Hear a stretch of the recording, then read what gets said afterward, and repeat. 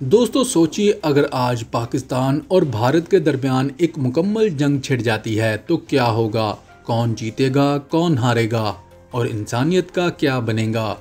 आइए इस वीडियो में आज हम 10 चौंका देने वाले हक़ाइक़ की मदद से जंग के इस तसव्वुराती मंजरनामे को देखते हैं। एक ऐसी हकीकत जिसे कोई देखना नहीं चाहता।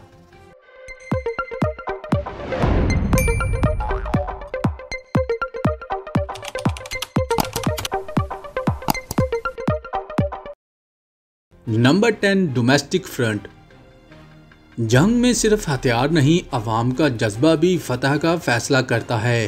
पाकिस्तान में कौम का हर फर्द, ख्वाह किसान हो या तालिब इल्म, फौज के शाना बिशाना खड़ा हो जाता है। गुज़श्ता जंगों ने ये साबित किया है कि पाकिस्तानी अवाम चाहे कैसे भी मुश्किल हालात में हों, अपने सिपाहियों के पीछे सीसा पिलाई दीवार बन जाती है।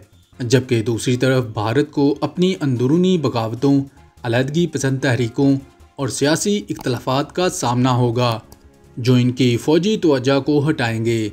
कश्मीर, खालिस्तान, नागालैंड, आसाम, मणिपुर, ये सब चलते हुए महाज भारत की यकजहती को शदीद मुतासिर कर सकते हैं और मैदान जंग में वही कामयाब होता है जिसकी पीठ पर अपनी कौम का मुकम्मल एतमाद हो। हथियारों की लड़ाई को जज्बों की ताकत से शिकस्त दी जा सकती है और पाकिस्तानी कौम का जज्बा एक ऐसी आग है जो कभी बुझाई नहीं जा सकती। Number 9, cyber war. दोस्तों, पाकिस्तान ने हालिया बरसों में साइबर सिक्योरिटी में ज़बरदस्त तरक्की हासिल की है।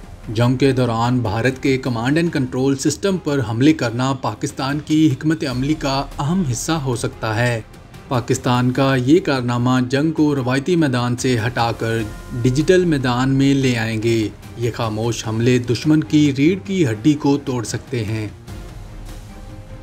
Number 8, allies and international pressure.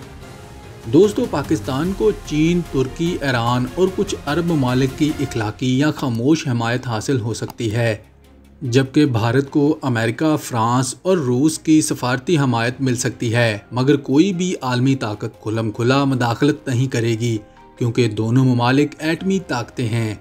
दुनिया दोनों ममालिक पर फौरी जंग बंदी का दबाव डालेगी। Number 7, weather effects.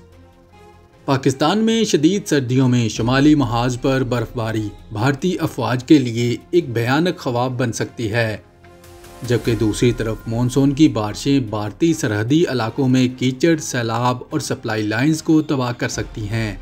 यहाँ मौसम एक खामोश मगर ज़बरदस्त हथियार होगा जो कुदरती तौर पर पाकिस्तान के लिए फ़ायदेमंद होगा। Number 6, geographic importance. पाकिस्तान के शुमाली पहाड़ी सिलसिले, बर्फ़पोश पहाड़ियाँ और पंजाब और सिंध के रेगिस्तानी इलाके भारत की पेशकदमी को शदीद मुश्किल बना देंगे। सियाचिन और आज़ाद कश्मीर जैसे इलाके कुदरती किले के तौर पर पाकिस्तानी दिफा को नाकाबिले तस्खीर बना देंगे।